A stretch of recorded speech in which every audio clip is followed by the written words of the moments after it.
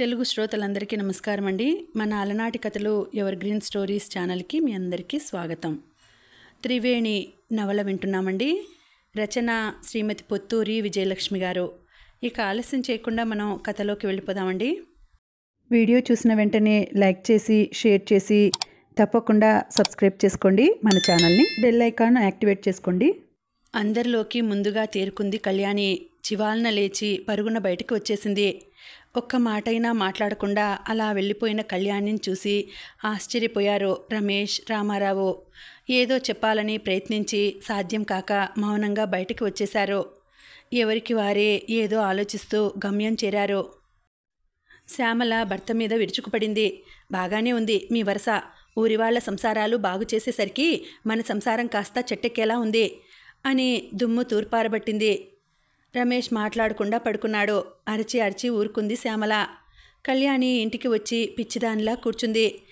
వెనకాలే వచ్చిన రామారావు భార్య వాలకం చూసి కాస్త కంగారు పడ్డాడు. అలా ఉన్నావేం? తలనొప్పి వచ్చిందా? కాస్త కాఫీ తాగు అన్నాడు ఆదరంగా. ఈ తలనొప్పి కాఫీకి తగ్గేది కాదులేండి. మా పాలిట శాపం. మా ఆడవాళ్లకు పుట్టుకతో వచ్చి చావుతో గాని తగ్గని తలనొప్పి ఇదే అంది కళ్యాణి విసురుగా. అదిరిపడ్డాడు రామారావు. ఏమిటిది కళ్యాణి, ఎందుకిలా మాట్లాడుతున్నావు? ఇంకేమనమంటారు? ఆవిడని చూస్తుంటే నా కడుపు తరుక్కుపోయింది. ఎంత మోసం, ఎంత అన్యాయం. జంతువులు కూడా తమకు అపకారం చేయని వాళ్ళ జోలికి పోవే. ఆకలైనా వేటాడి చంపుతాయే. మరి మనుషులు ఎందుకండి ఇలా నమ్మించి గొంతుకొస్తారు? తీయగా మాట్లాడుతూనే నిలువున ముంచేస్తారెందుకు? భార్య ఆవేశం చూసి బెదిరిపోయాడు రామారావు. ఆవేశపడుకు కళ్యాణి, నిజానిజాలు ఏమిటో ఆలోచించు. ఆవిడ చెప్పిందే నిజమని ఎందుకు అనుకోవాలి? పాణిని మనం ఎంతకాలంగా చూస్తున్నాం. అతను మోసం చేశాడని అనుకోవడం అన్యాయం కదూ. నచ్చ చెప్పాలని చూశాడు. ఏమండి, ఎవరు ఎలాంటివారో నాకు తెలియదు కానీ ఒక్క మాట మాత్రం నిజం. ఏ ఆడదైనా నా భర్త నన్ను ఆదరంగా చూస్తున్నాడని చెప్పుకోవాలని ఆశపడుతుంది. సంసారంలో ఉన్న లోటుపాట్లు దాచిపెట్టి గుట్టుగా కాపురం చేసుకోవాలని చూస్తుంది కానీ రోడ్డున పడదు. అందులోనూ ఆకుచాటు పిందెలా పెరిగిన ఆడపిల్లకి మోసాలు, నయవంచన ఏం తెలుస్తాయి? సరస్వతి చెప్పింది అక్షరం అక్షరం నిజం. ఖచ్చితంగా చెప్పింది కళ్యాణి. ఆలోచనలో పడ్డాడు రామారావు. అయితే పాణి అబద్ధం చెప్పాడా? ఏమో మరి. ఇద్దరూ దీర్ఘాలోచనలో మునిగిపోయారు. అలా ఎంతసేపు గడిచిందో బయట గేటు చప్పుడు, ఆ తర్వాత రామారావు గారు అంటూ యమున కంఠం వినిపించింది. అదిరిపడ్డారిద్దరూ. ముందు అనుకున్న ప్రకారం సరస్వతితో రాయబారం జరిపాక ఆ వివరాలన్నీ యమునకి, పాణికి చెప్పాలి. కానీ అక్కడ అంతా తారుమారయ్యేసరికి ఇద్దరూ ఆ మాట మర్చిపోయి తలలు పట్టుకొని కూర్చున్నారు. వాళ్ల కోసం చూసి చూసి విసుగు వేసి యమున వచ్చేసింది. యమునకేం చెప్పాలి? ఇద్దరూ మొహమొహాలు చూసుకున్నారు. ప్రస్తుతానికి ఏదో చెప్పి దాటేద్దాం అన్నాడు రామారావు. వద్దు, ఎందుకు అదంతా? యమునకి ఉన్న విషయం ఉన్నట్లు చెప్పడమే మంచిది అంది కళ్యాణి. కళ్యాణి గారు మళ్ళీ పిలిచింది యమున. వెంటనే వెళ్ళి తలుపు తీసి బయటకు వెళ్ళాడు రామారావు. ఏమిటండి ఇది? మీకోసం నేను ఆత్రంగా ఎదురు చూస్తుంటే మీరిక్కడ హాయిగా కబుర్లు చెప్పుకుంటున్నారా అంది కినుకగా. లేదులేండి, ఇప్పుడే వచ్చాం అన్నాడు రామారావు. ఇంతకు ఆవిడేమంది? ఎంత కావాలంటుంది అడిగింది యమున. యమున గారు వారించింది కళ్యాణి. ఆవిడ డబ్బు మనిషి కాదు అంది. తెల్లబోయింది యమున. పరిస్థితిని అర్థం చేసుకున్న రామారావు నోరు విప్పాడు. యమున గారు, అక్కడ జరిగింది మీకు వీలైనంత వివరంగా చెప్తాను అంటూ చెప్పుకొచ్చాడు. యమున మొహం పాలిపోయింది. అంటే పాణిగారు మనతో చెప్పింది నిజం కాదా? ఏమో మరి. నిజానిజాలు ఆ భగవంతుడికే తెలియాలి అన్నాడు రామారావు. మనం పాణిగారిని ఇన్నాళ్ల బట్టి చూస్తున్నాం. చలిచీమకైనా హాని తలపెట్టని మంచివాడు. అలాంటివాడు కట్టుకున్న భార్యని అంత మోసం చేస్తాడంటే నాకు నమ్మబుద్ధి కావడం లేదు అంది యమున. సరస్వతిని మొదటిసారి చూస్తున్నా. ఆవిడ చెప్పేదంతా నిజమని నమ్మకంగా ఉంది నాకు అంది కళ్యాణి. ఎవరు నిజం చెప్తున్నారో ఎలా తెలుసుకుంటాం అన్నాడు రామారావు. పాణిగారినే మరోసారి అడగండి అంది కళ్యాణి. తలూపాడు రామారావు. ఆ సమయానికి రమేష్ దగ్గర తన నిర్దోషిత్వం నిరూపించుకోవాలని శతవిధాల ప్రయత్నం చేస్తున్నాడు పాణి. తను చెప్పిందంతా అక్షర సత్యం అన్నాడు. దేవుడి మీద ప్రమాణం చేసి చెప్తున్నానన్నాడు. ఆవిడ కళ్ళబొల్లి కథలు నమ్మవద్దని దీనంగా వేడుకుంటున్నాడు. విషయం అంతా తెలుసుకున్న కస్తూరి దిగులు పడిపోయింది. సమస్య జటిలమైపోయింది. కూతురి భవిష్యత్తు ప్రశ్నార్థకం అయిపోయింది.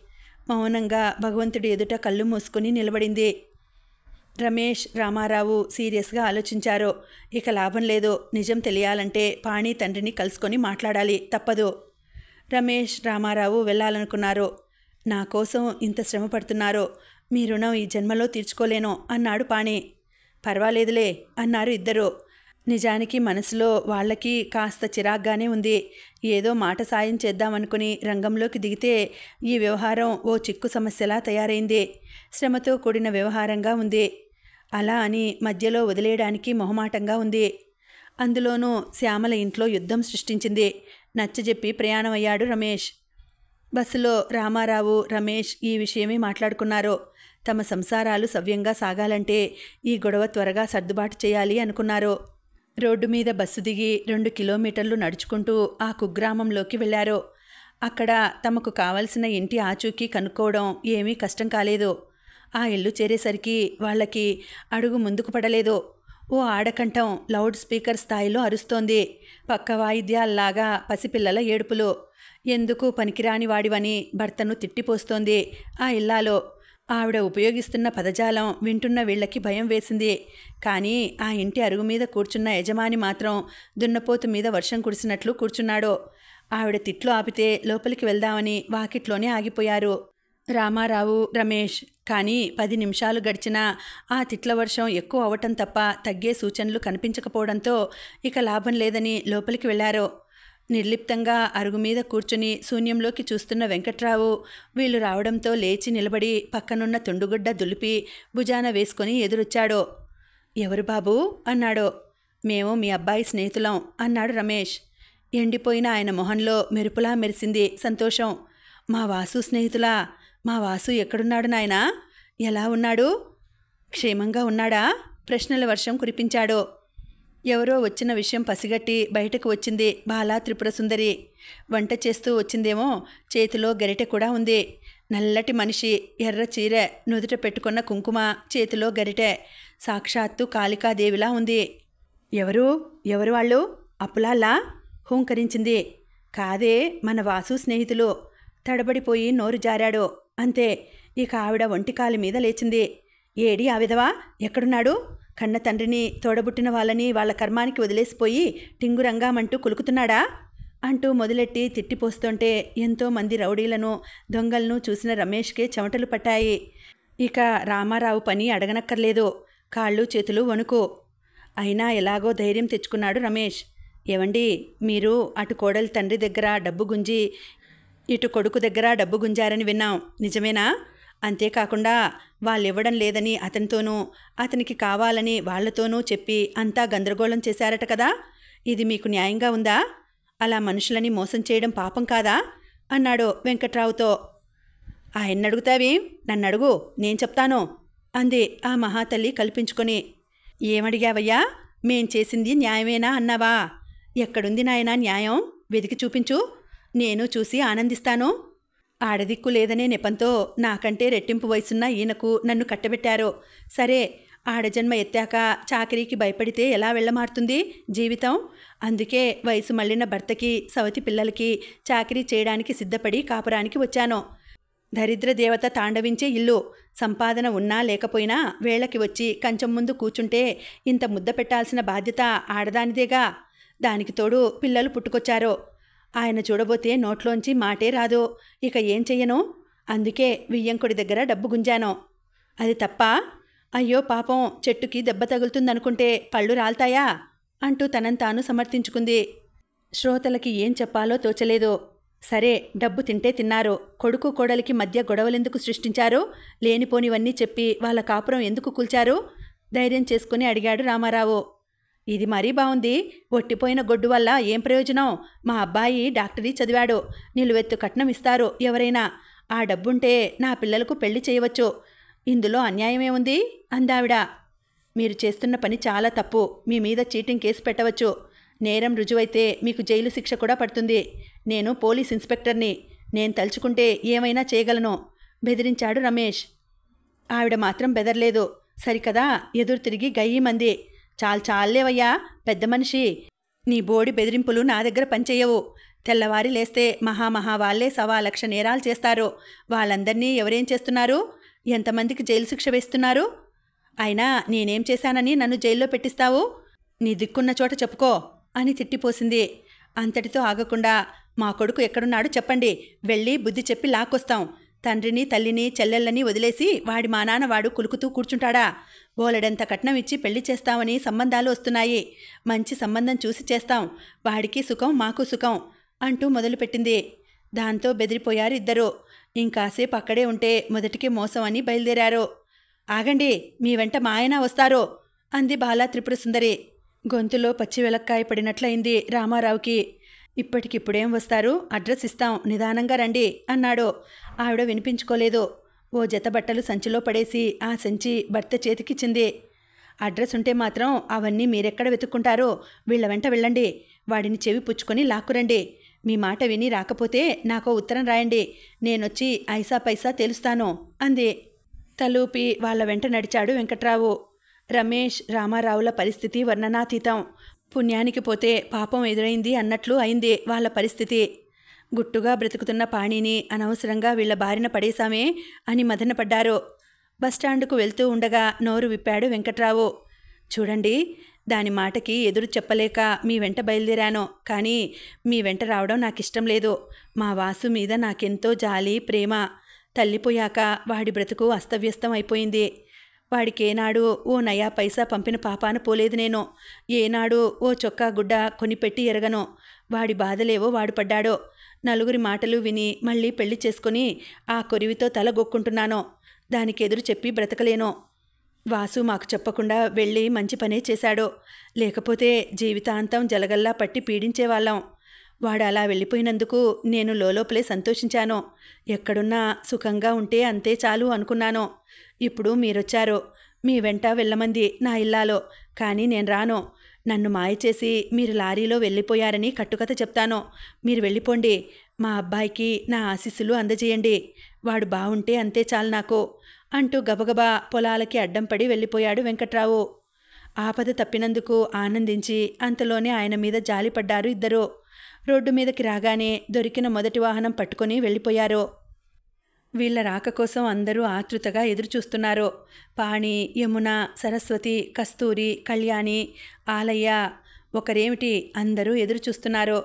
రమేష్, రామారావు బస్సు దిగారన్న వార్త క్షణంలో పాకిపోయింది. పాణి పరుగున వచ్చేశాడు. రామారావు ఇంటికి వెళ్ళాడు. ఏమిటి, ఏమైంది అంటూ ఆదుర్దాగా అడిగాడు. వివరంగా చెప్పాడు రామారావు. అంతా విని నిట్టూర్చాడు పాణి. ఇదంతా మా సవతి తల్లి చేసిన నిర్వాకమా? పోన్లేండి, మీ అందరికీ నా నిర్దోషిత్వం రుజువైంది, అంతే చాలు అన్నాడు. యమున కూడా అదే మాట అన్నది తల్లితో. నేను చెప్పలేదే అమ్మా, పాణి మోసగాడు కాదని అంది తృప్తిగా. ఆ సమస్యలో మునిగి తేలుతున్న ముగ్గురిలో ఇద్దరికి నిజం తెలిసిపోయింది. ఇంకో వ్యక్తికి తెలియాలి, సరస్వతికి. ఆ పని మీద బయలుదేరారు అందరూ. రామారావు, కళ్యాణి, రమేష్, వారితో పాటు కస్తూరి కూడా వచ్చింది. పెద్దది ఓ మాట సాయానికి ఉంటుందని కళ్యాణి బలవంతం పెట్టి రమ్మంది. నలుగురు పాణి ఇంటికి వెళ్లారు. వీళ్ళని చూడగానే చివాలన లేచి నిలబడింది సరస్వతి. ఏదో అడగాలని ప్రయత్నించి విఫలురాలైంది. మీ అత్తగారి ఊరికి వెళ్ళొచ్చాం సరస్వతి గారు అంటూ మొదలుపెట్టాడు రమేష్. అవునండి, ఎన్నో చేదు నిజాలు బయటపడ్డాయి. మీ అత్తగారు డబుల్ గేమ్ ఆడింది. అటు పానీగారిని ఇటు మీ నాన్నగారిని మోసం చేసింది అంటూ పూసగుచ్చినట్లు వివరంగా చెప్పాడు రామారావు. వింటున్న సరస్వతి మొహం పాలిపోయింది. దుఃఖం, కోపం ముంచుకురాగా నిలువెల్లా వణికిపోయింది.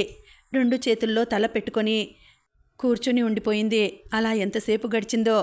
తల విదిల్చుకొని లేచి నిలబడింది. లోపలికి వెళ్ళి తాడు మీద ఆరేసిన చీర, జాకెట్టు తీసి సంచిలో కుక్కింది. చెరచెరా గదిలోకి వచ్చింది. మన్నించండి, నిజం తెలియక ఇంతకాలం ఏదో భ్రమలో ఉన్నాను. ఇక ఇక్కడ ఒక్క క్షణం ఉండను, వెళ్ళొస్తాను అంది. అందరూ ఉలిక్కిపడ్డారు. నిజానికి వారందరూ కోరుకున్నది అదే. అందుకే అందరూ కూడబలుక్కొని వచ్చారు. కానీ ఆవిడ అంత హఠాత్తుగా ప్రయాణం అయ్యేసరికి కాస్త కంగారు పడ్డారు. ఆగండమ్మా, చీకటి పడుతోంది. ఇప్పుడు మీరెక్కడికి వెళ్తారు? నిదానంగా వెళ్ళొచ్చు. 1-2 రోజుల్లో వెళ్దురుగాని అన్నాడు రామారావు. అవునండి, జరిగినదంతా విని పాణి ఒక నిర్ణయానికి వచ్చాడు. మీకు 10,000 ఇస్తానన్నాడు. 1-2 రోజుల్లో డబ్బు సర్దుబాటు చేస్తాను. ఈలోగా మీరు ఎక్కడికి వెళ్ళాలనుకుంటున్నారో నిర్ణయించుకుంటే మనిషిని తోడిచ్చి పంపిస్తాం అన్నాడు రమేష్. వారించింది సరస్వతి. వద్దండి, నాకేం వద్దు. అసలు నిజం తెలిస్తే రాకనే పోదును. ఇలా వచ్చినందుకే మొహమాటంగా ఉంది. ఇంకా సహాయాలు కూడానా? నన్ను వెళ్ళనివ్వండి అంది. ఆవేశపడకండి సరస్వతి గారు. ఈ రాత్రివేళ ఒంటరిగా ఎక్కడికి వెళ్తారు అంది కళ్యాణి. ఇక జీవితాంతం ఒంటరిగా బ్రతకాల్సిన దాన్ని. ఈ ఒంటరితనానికి బెదిరిపోతే ఎలా వెళ్ళమారుతుంది నా జీవితం? నిండా మునిగిన వాడికి చలేమిటి? నాలాంటి దిక్కులేని వాళ్ళకి ఆ దేవుడే దిక్కు అంది సరస్వతి.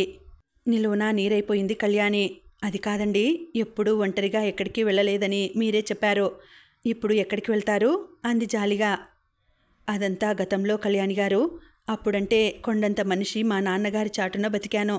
ఆ తర్వాత నేను ఒక డాక్టర్కు భార్యననే భ్రమలో బతికాను. ఇప్పుడు ఏ దిక్కు లేనిదాన్నని తెలిసిపోయింది. ఇక నా ప్రయాణం ఒంటరిగా సాగించాలి, తప్పదు. ముందు ఇక్కడి నుంచి వెళ్ళిపోతాను అంటూ చరచరా 4 అడుగులు వేసేసరికి కళ్ళు మసకలు కమ్మాయి. గత చాలా రోజులుగా హైరాణ, మానసిక వేదన, సరిగ్గా తిని తినక, దానికి తోడు ఈ చలికి తట్టుకోలేక పొద్దుటి జ్వరం కూడా వచ్చింది. అవన్నీ ఏకమై కళ్ళు తిరిగి గోడ పట్టుకొని కుప్పకూలిపోయింది. అది చూసి కళ్యాణి, కస్తూరి పరుగున వచ్చారు. సరస్వతి ఒంటి మీద చెయ్యి వేసిన కస్తూరి ఉలిక్కిపడింది. అయ్యో, ఒళ్ళు కాలిపోతోంది, పాపం జ్వరం వచ్చిందండి అంది కంగారుగా. నుదుట చెయ్యి వేసి చూసింది కళ్యాణి. అమ్మో, జ్వరం బాగా ఉంది అంది.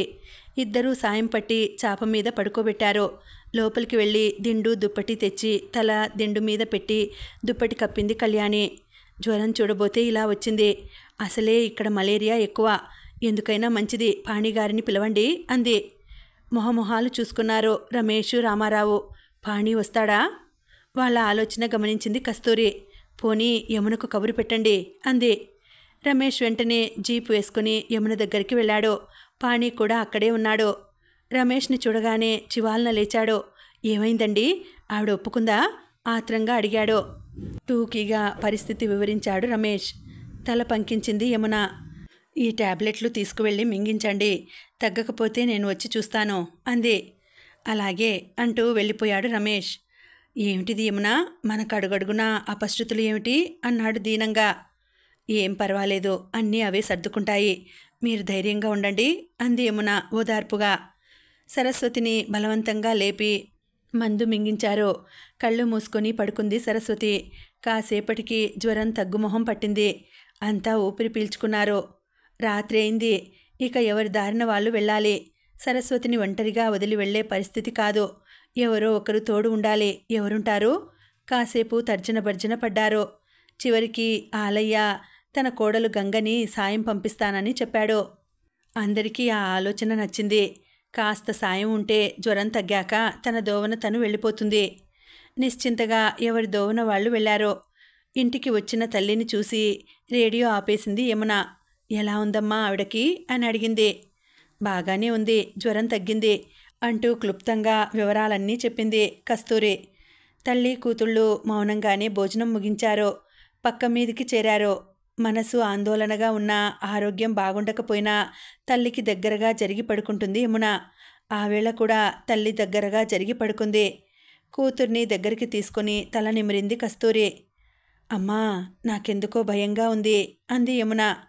ఎందుకమ్మా భయం? ఆ దేవుడి మీద భారం వేసి నిశ్చింతగా ఉండు అంది కస్తూరి. అమ్మా, నువ్వు ఆవిడని చూశావుగా, నీకేమనిపించింది అడిగింది యమున. ఏం చెప్పమంటావు యమున? అమాయకురాలు, ఆత్మాభిమానం ఉన్న పిల్ల, చూస్తుంటే జాలిగా ఉంది అంది కస్తూరి. యమున దీర్ఘాలోచనలో మునిగిపోయింది. ఒక్క క్షణం మనసు కలుక్కుమంది. మరుక్షణం సర్దుకుంది. దేశంలో ఆకలికి అలమటించే వాళ్ళు ఎంతోమంది ఉన్నారు కదా అని అన్నం తినటం మానేస్తున్నామా? ఇది అంతే. ఎవరి జీవితం వారిది. అమూల్యమైన జీవితాన్ని వీలైనంత సుఖంగా బ్రతికే హక్కు అందరికీ ఉంటుంది. ఆ తర్వాత నిశ్చింతగా నిద్రపోయింది. తెల్లవారింది. సూర్యకిరణాలు మొహాన పడేసరికి మెలకువ వచ్చింది సరస్వతికి. ఒక్క క్షణం అంతా అయోమయంగా అనిపించింది. మెల్లగా జరిగినదంతా గుర్తుకు వచ్చింది. చివాలన లేచి కూర్చుంది. పక్కనే ఉన్న గంగ వచ్చి పట్టుకుంది. జాగ్రత్తమ్మా, నిదానంగా లేవండి అంది. గంగ వంక చూసింది సరస్వతి. ఎవరు నువ్వు అని అడిగింది. నేనా అమ్మా, హాస్పిటల్లో పనిచేస్తాడే ఆలయ్య, ఆయన కోడల్ని. నిన్న రాత్రి మీరు ఒళ్ళెరక్కుండా పడుకున్నారు. నన్ను సాయం ఉండమన్నారు ఇన్స్పెక్టర్ బాబు అంది వినయంగా.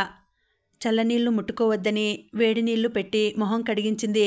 తల దువ్వి జడ వేసింది. బలవంతంగా పాలు తాగించింది. ఎందుకు గంగా నేనంటే నీకింత అభిమానం? అడిగింది సరస్వతి. అదేం మాట తల్లి, పుట్టెడు దుఃఖంలో ఉన్నావు. మనిషికి మనిషి సాయం అంతేనమ్మా అంది గంగా. నీ రుణం ఎలా తీర్చుకోగలను గంగా? ఎందుకమ్మా అంత మాట?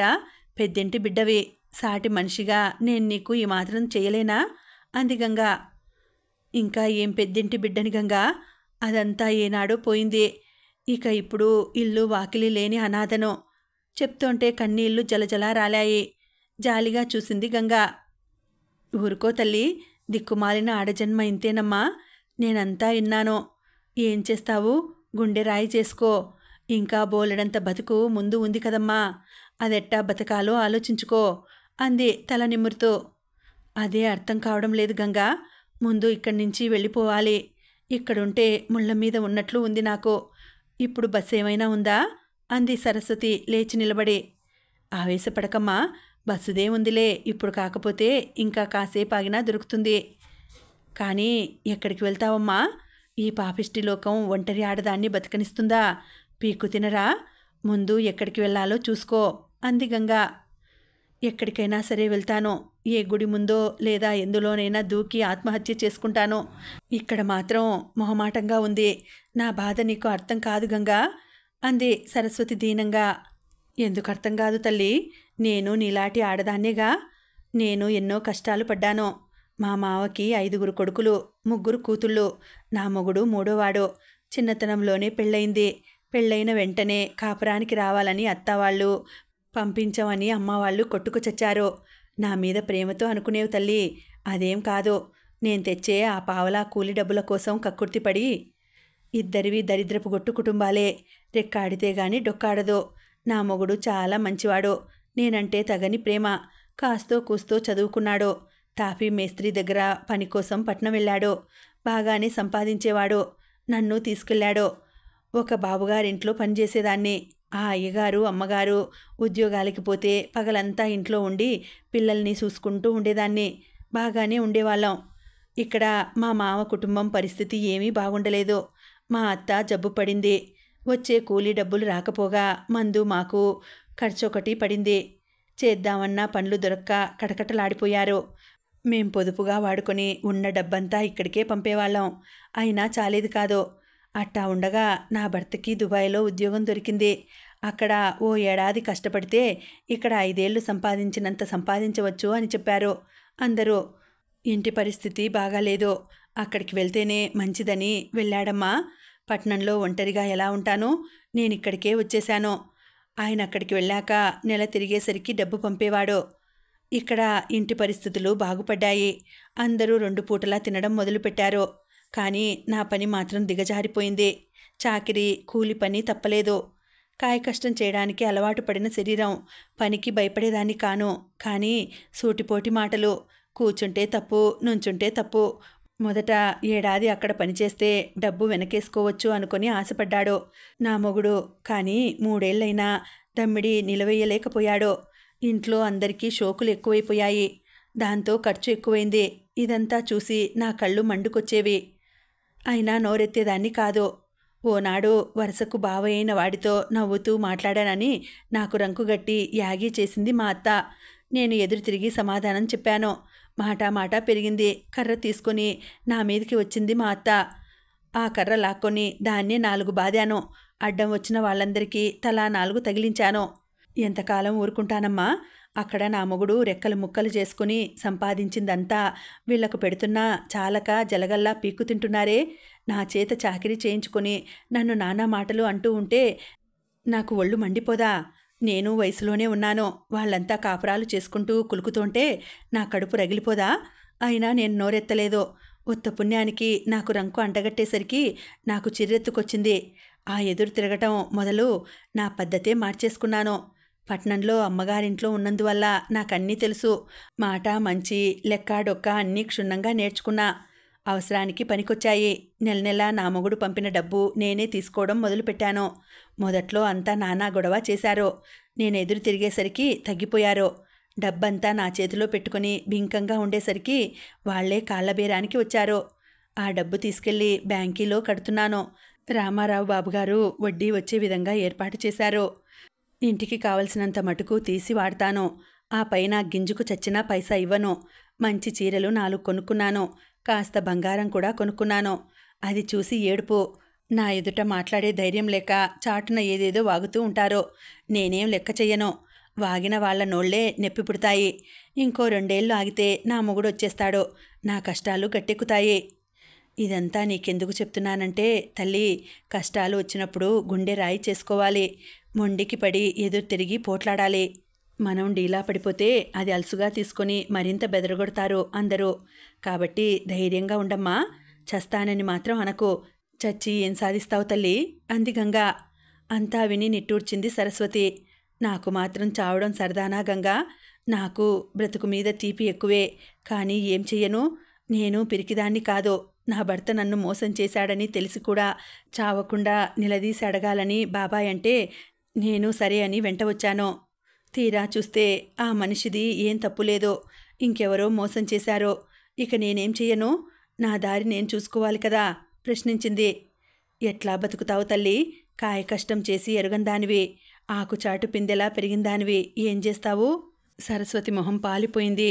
ఏమో గంగా, ఇంతకాలం ఏదో భ్రమలో బతికాను. ఇప్పుడు వాస్తవంలో బతకాలి. చూద్దాంలే, ఏదో ఒక దోవ కనిపించకపోతుందా? దేశంలో నాలాంటి నిర్భాగ్యులు ఎంతోమంది ఉన్నారు. వాళ్లలో నేను ఒకదాన్ని. ముందు ఇక్కడి నుంచి బయటపడాలి. నేనిక బయలుదేరతాను అంది. పోతానంటావు. ఈ జ్వరంతో యాడికి పోతావమ్మా? నిన్ను జాగ్రత్తగా చూసుకోమని ఇన్స్పెక్టర్ బాబుగారు, రామారావు బాబుగారు మరీ చెప్పారు. ఇంకాసేపట్లో కళ్యాణమ్మగారు వస్తారు. మీరు పెద్దవాళ్ళు, ఏం చెయ్యాలో మీరే చూసుకోండి అంది గంగా. చెంపన చెయ్యి పెట్టుకుని ఆలోచిస్తూ ఉండిపోయింది సరస్వతి. 10:30 దాటాక కళ్యాణి వచ్చింది. వస్తూ అన్నం వండి తీసుకొచ్చింది. ఆదరంగా పలకరించింది. దగ్గర కూర్చొని అన్నం తినిపించింది. ఆ ఆప్యాయతకి తలమునకలైపోయింది సరస్వతి. కళ్ళనీళ్ల పర్యంతం అయిపోయింది. అది చూసి ఛా, ఏమిటది? ఎందుకా కన్నీళ్ళు అంది కళ్యాణి ఓదార్పుగా. ఏమీ లేదు. అమ్మా నాన్న పోయాక నన్నెవరూ ఇంత ప్రేమగా చూడలేదు. అందుకే. ఇక ఆ పైన మాట్లాడలేకపోయింది సరస్వతి. ఆదరంగా తల నిమిరింది కళ్యాణి. కాసేపటికి తేరుకుంది సరస్వతి. కళ్యాణి గారు, ఇప్పటికే మీ అందరికీ చాలా శ్రమ కలిగించాను. ఇంకా మిమ్మల్ని ఇబ్బంది పెట్టడం నాకిష్టం లేదు. ఇక నాకు సెలవు ఇప్పించండి అంది. ఎక్కడికి వెళ్తారు అడిగింది కళ్యాణి. ఏమో, నాకే తెలియదు.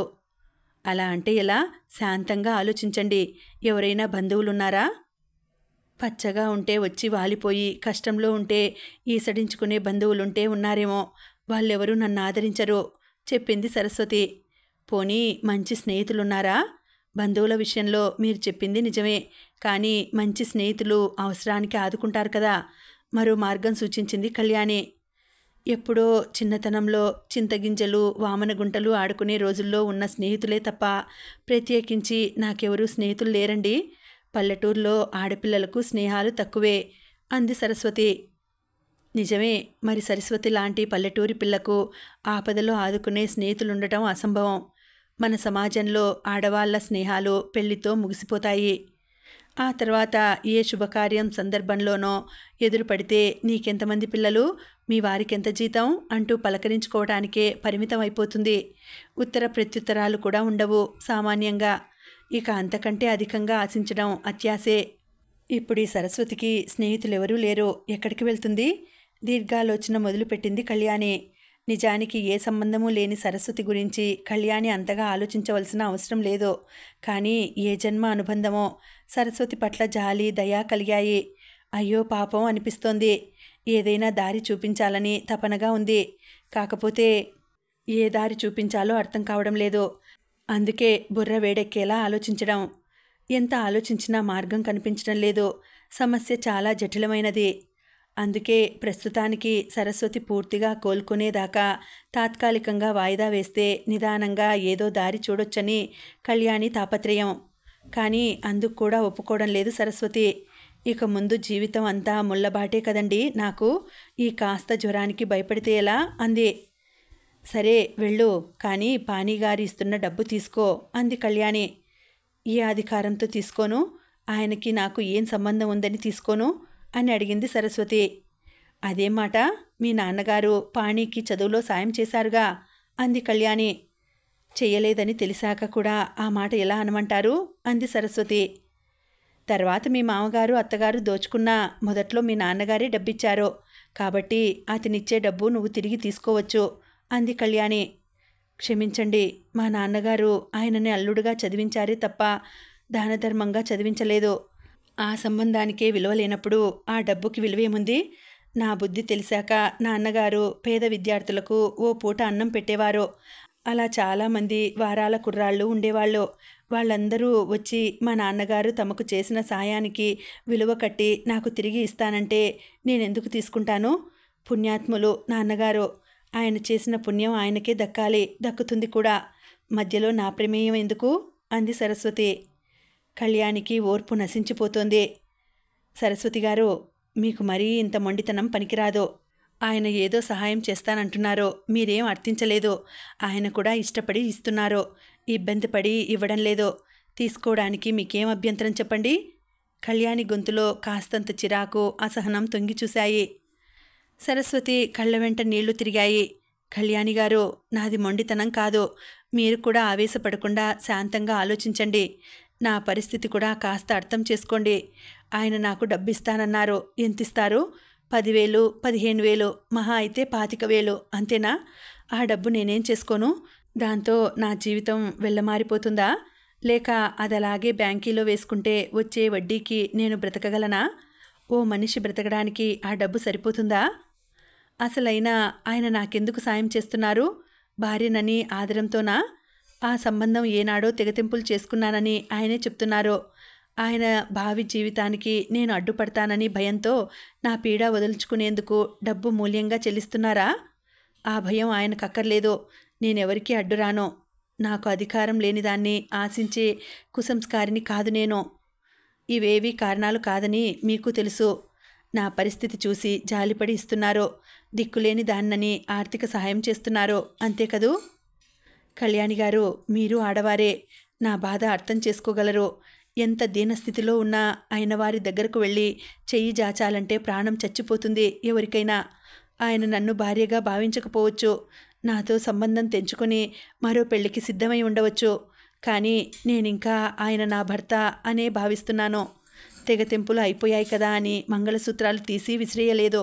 ఈ సంబంధానికి ఖరీదు కట్టి చెల్లించడానికి ఆయన సిద్ధంగా ఉన్నా తీసుకోవడానికి నేను సిద్ధంగా లేను. ఎప్పుడో మా నాన్నగారు ఆయనకు చేసిన సహాయానికి నా మెడలో మంగళసూత్రానికి చెల్లు.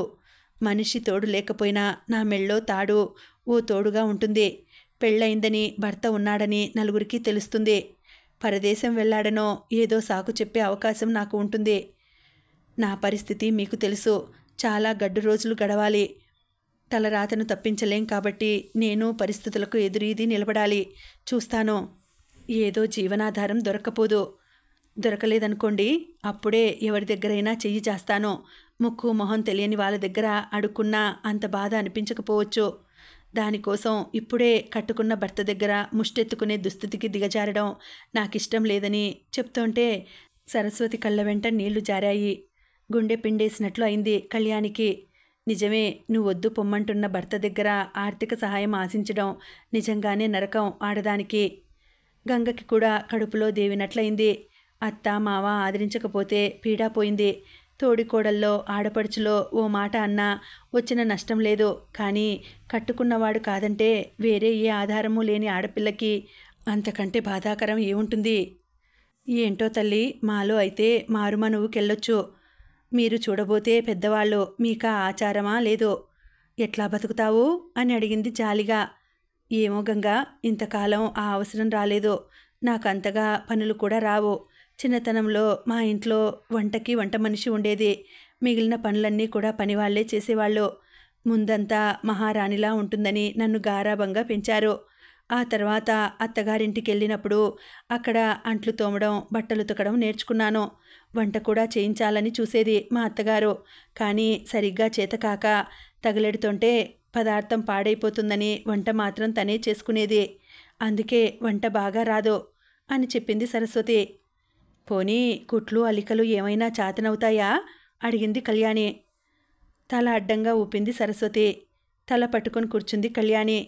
ఏమిటో పైన పటారం లోన లొటారం అంటే ఇదే. మాలో కూతురు మనువు చేస్తే ఓ ఆవునో 2 మేకలో 4 కోడిపెట్టెలనో కూతురికిస్తారో. మీ పెద్దవాళ్ల ఇళ్లలో అంతా అల్లుడికి దోచిపెట్టడం తప్పించి కూతురి చేతిలో కానీ డబ్బు పెట్టరు కదా, విసుక్కుంది గంగ. ఆ మాట నిజమే గంగా. కానుకలు కట్నాలు అన్నీ అల్లుడికే ఇస్తారు. మా ఇళ్లల్లో ఆడపిల్లలకి ఏమీ ఇవ్వరు అంది కళ్యాణి. అంతా సజావుగా సాగిపోతే ఏ గోలా ఉండదు. ఇదిగో ఇలా బోల్తా పడితే మాత్రం కష్టం అంది గంగ. మళ్ళీ అందరూ ఆలోచించారు. చివరికి గంగే నోరు విప్పింది. చూడమ్మా, నువ్వెక్కడికి వెళ్ళొద్దు, ఈ ఊళ్ళోనే ఉండు అంది. అదిరిపడింది సరస్వతి. ఈ ఊళ్ళోనా? ఎక్కడుండను, ఏం చెయ్యను అంది దీనంగా. చూద్దాంలే, ఇంత ఊళ్ళో నువ్వు ఉండడానికి చోటే దొరక్కపోతుందా అంది గంగ.